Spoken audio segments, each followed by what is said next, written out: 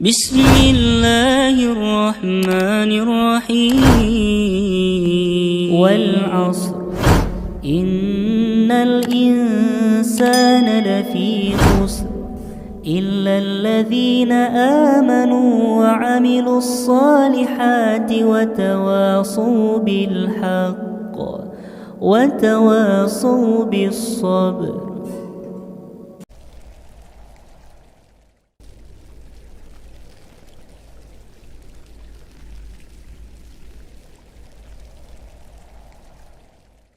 Kaum muslimin yang dimuliakan oleh Allah Subhanahu wa taala, jadi ketika kita sebelum melakukan terapi ruqyah, kita berikan terlebih dahulu ya nasihat-nasihat berkaitan dengan musik dan nyanyian. Ya, kalau dia berkaitan dengan musik, ulama itu sepakat bahwasanya musik itu diharamkan. Yang menjadi khilaf dari kalangan para ulama adalah yang berkaitan dengan nyanyian. Kalau nyanyian, para ulama itu berselisih pendapat, ada yang membolehkan, ada yang tidak. Tapi kalau dia musik, yaitu diharamkan secara mutlak, ya kecuali ya ada pengecualiannya, yaitu pada beberapa tempat dan pada waktu-waktu tertentu, dan dilakukan oleh orang-orang tertentu, bukan oleh semua orang, tapi dilakukan oleh pada waktu-waktu tertentu dan oleh orang-orang tertentu. Nanti ada penjelasannya ya, akan nanti dijelaskan oleh ustadz-ustadz yang lainnya berkaitan dengan musik yang diperbolehkan itu kapan saja dan oleh siapa saja yang memainkannya. Kemudian tapi kalau yang dia ya selain dari yang itu, maka itu diharamkan. Ya, adapun berkaitan dengan nyanyian, maka para ulama berselisih pendapat ya, karena ada orang yang dibahas itu adalah musik, akan tapi dalil yang dia gunakan adalah dalil nyanyian, maka tidak nyambung. Nanti kalau ada orang bisa masuk Islam gara-gara mendengarkan musik Islami, bagaimana musik disebut musik Islami? Bagaimana aturannya? Bagaimana syaratnya musik tersebut dikategorikan sebagai musik yang Islami? Apakah hanya menggunakan A minor, B minor ini masuk musik Islami? Bagaimana? Tidak ada. Ya, tidak ada aturan-aturan dalam syariat Islam ya berkaitan dengan musik ini.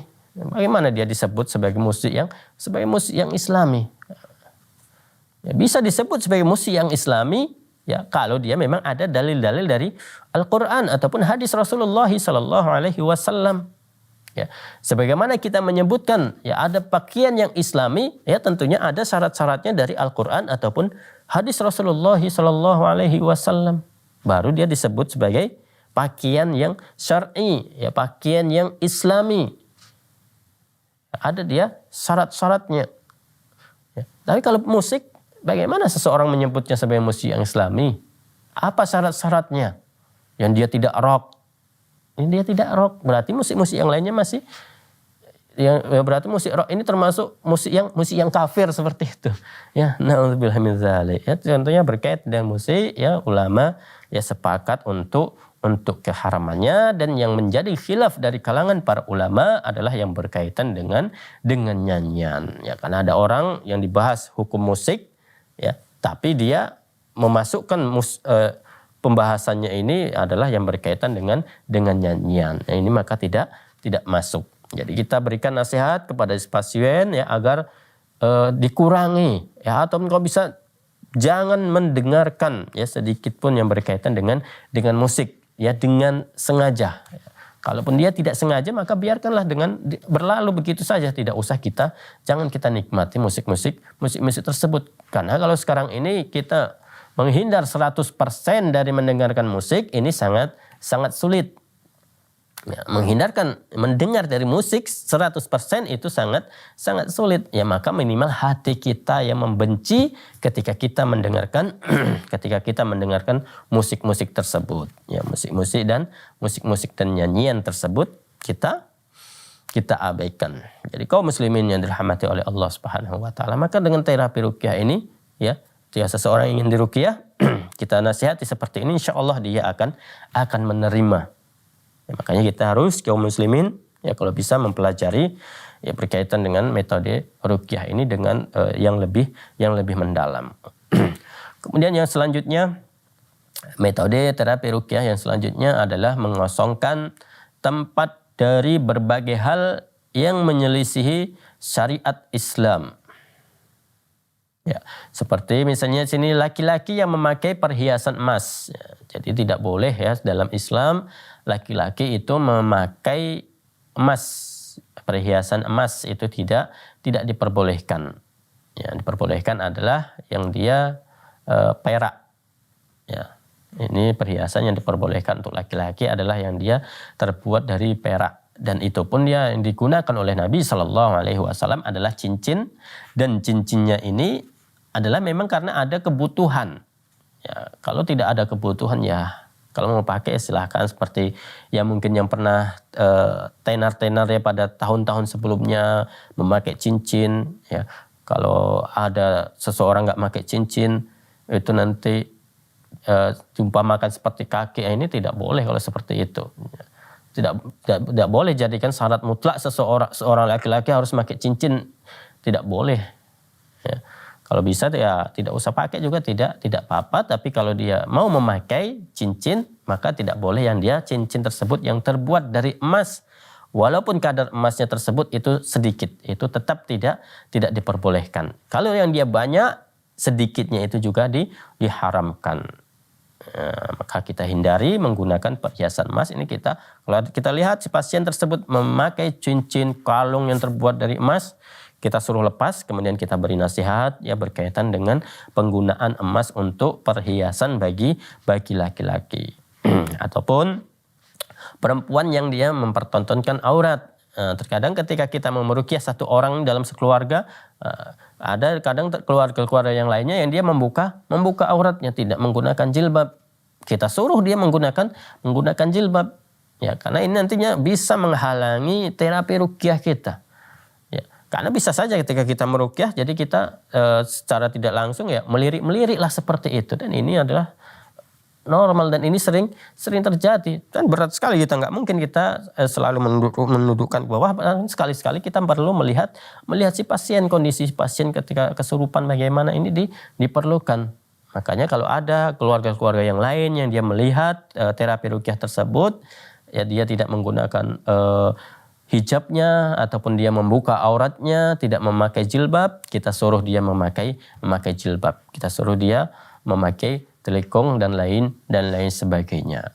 Ini adalah bentuk ketakwaan kita kepada Allah Subhanahu wa taala, bentuk dakwah kita kepada Allah Subhanahu wa taala. Oh, berarti bagusnya ini kita memang memakai hijab. Bagusnya ini kita memakai jilbab. Seperti itu ya. Sambil kita beri nasihat ya berkaitan dengan membuka aurat ya di luar rumah ataupun di depan orang yang bukan mahramnya. Ya, kalau di hadapan mahramnya ya aman saja seperti itu kan. Tapi tetap harus dijaga ya auratnya tersebut. Tapi kalau yang dia ya di hadapan yang bukan mahramnya, yang bagian mana-mana saja yang perlu dinampakkan, ya, maka dia harus mempelajarinya lebih lanjut, dan seorang peruqyah harus memberikan nasihat kepada orang yang membuka aurat tersebut, si pasien yang dia membuka aurat tersebut. Kemudian yang selanjutnya adalah memberikan masukan kepada penderita dan keluarganya tentang akidah yang benar. Ya, jadi tentang tauhid kepada Allah Subhanahu wa taala, bahwasanya ketika kita memohon kepada selain Allah Subhanahu wa taala itu adalah termasuk perbuatan syirik kepada Allah Subhanahu wa taala. Ketika kita meminta kepada jin itu adalah termasuk perbuatan syirik kepada Allah Subhanahu wa taala, dan kita harus meminta hanya kepada Allah Subhanahu wa taala. Walaupun ketika diruqyah kita tetap memintanya kepada Allah Subhanahu wa taala.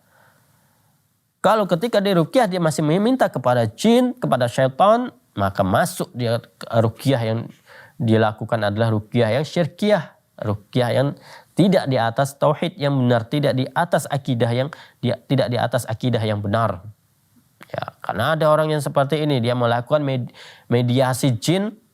Ya, dia tanya kepada jin tersebut, padahal jin tersebut adalah makhluk yang pendusta, pembohong ya kepada manusia, tapi dia masih menggunakan meminta bantuan kepada jin, menjadikan jin tersebut sebagai mediasi. Kalau mediasinya adalah seorang pembohong, ya ngapain lagi kita meminta bantuan kepada jin tersebut? Ya, maka kita harus ya memberikan masukan ya kepada pasien dan keluarganya berkaitan dengan tauhid yang benar, akidah yang benar itu bagaimana, akidah seorang muslim yang benar itu bagaimana. Kemudian kita arahkan ya kemana mereka harus belajar, kita arahkan ya, kalau di Medan di mana tempat belajar, kita arahkan di mana mereka bisa menghadiri majelis ilmu, kita arahkan ya, karena jin itu terkadang merasa tersakiti ya ketika kita sering menuntut ilmu. Ya tentunya di sini menuntut ilmunya di sini adalah dengan ikhlas. Kalau menuntut ilmunya tidak ikhlas, ini tidak menyakiti jin tersebut. Tapi kalau dia menuntut ilmunya dengan ikhlas kepada Allah Subhanahu wa taala, maka lama kelamaan jin yang ada dalam tubuhnya ini dia akan keluar sendiri. Nah, ini harus perlu latihan ya untuk ikhlas dan sabar. Ini butuh latihan terus-menerus. Kita latih hati kita ini agar senantiasa ikhlas kepada Allah Subhanahu wa taala dan senantiasa sabar dengan ujian yang diberikan oleh Allah Subhanahu wa taala. Ya, serta melepaskan ketergantungan hati mereka kepada selain Allah Subhanahu wa taala. Tetap ya si pasien tersebut kita suruh berdoa kepada Allah Subhanahu wa taala, meminta kepada Allah Subhanahu wa taala. Karena yang memberikan kesembuhan hanya Allah Subhanahu wa taala. Kita nasihati mereka seperti itu. Ya. Jadi bukan sembarangan. Ya, kita nasihati terlebih dahulu. Inilah ya terapi yang harus dilakukan sebelum kita melakukan terapi ruqyah, sebelum kita melakukan proses ruqyahnya, ya kita harus melakukan hal ini. Yang keenam, ya sebelum kita melakukan terapi ruqyah kepada si pasien, yang keenam adalah menjelaskan perbedaan antara metode terapi yang digunakan oleh metode tukang sihir dan dukun. Jadi seorang peruqyah itu harus mengetahui metode ataupun ciri-ciri dari seorang dukun itu bagaimana. Ya, kalau di antara cirinya mungkin dia nanti seorang dukun ini kalau dia menterapi akan bertanya, yang ditanya namanya, kemudian yang ditanya selanjutnya adalah nama orang tuanya, ya orang tuanya pun yang ditanya adalah nama ibunya. Ya seharusnya adalah binnya di sini adalah kepada laki-laki ya, kepada ayahnya, tapi dukun dia bertanya berkaitan dengan ibunya. Kalau yang dia dukunnya ini orang Jawa, nanti akan ditanya berkaitan dengan wetonnya, ya hari lahirnya kapan, ya ini akan dinyam. Makanya seorang peruqyah harus bisa memberikan penjelasan kepada si pasien ya berkaitan dengan ciri-ciri dukun ini. Ya, ciri dukun nanti dia bisa saja dukun tersebut memberikan jimat. Ini adalah termasuk dari salah satu ciri dari dukun. Jadi seorang peruqyah harus bisa menjelaskan ya perbedaan antara terapi ruqyah yang syar'i tentunya dengan terapi yang dilakukan oleh para dukun. Karena ketika seseorang mendatangi dukun, ya maka seseorang tersebut itu ya dia berarti sudah kufur kepada Allah Subhanahu wa taala, sebagaimana dalam hadis Rasul sallallahu alaihi wasallam, ya man ata arrafan aw kahinan fasaddaqahu bima yaqul faqad kafara bima unzila ala Muhammadin aw kama qala. Ya, Rasul sallallahu alaihi wasallam telah menyebutkan bahwasanya barang siapa yang mendatangi dukun ataupun tukang ramal dan dia membenarkan apa yang diucapkan dukun tersebut, maka dia telah kufur terhadap apa yang diturunkan kepada Nabi Muhammad sallallahu alaihi wasallam. Jadi kaum muslimin yang dirahmati oleh Allah Subhanahu wa taala, ya, semoga apa yang kita sampaikan di kesempatan kali ini dapat bermanfaat untuk kita semua. Kita memohon kepada Allah Subhanahu wa taala, semoga Allah Subhanahu wa taala memberikan kepada kita ilmu yang bermanfaat, dan semoga Allah Subhanahu wa taala melindungi diri kita semuanya dari gangguan jin, ya baik yang kita sadari ataupun yang tidak kita sadari. Kita tutup dengan doa kafaratul majlis. Subhanakallahumma bihamdika asyhadu an la ilaha illa anta astaghfiruka wa atubu ilaik. Wassalamualaikum warahmatullahi wabarakatuh.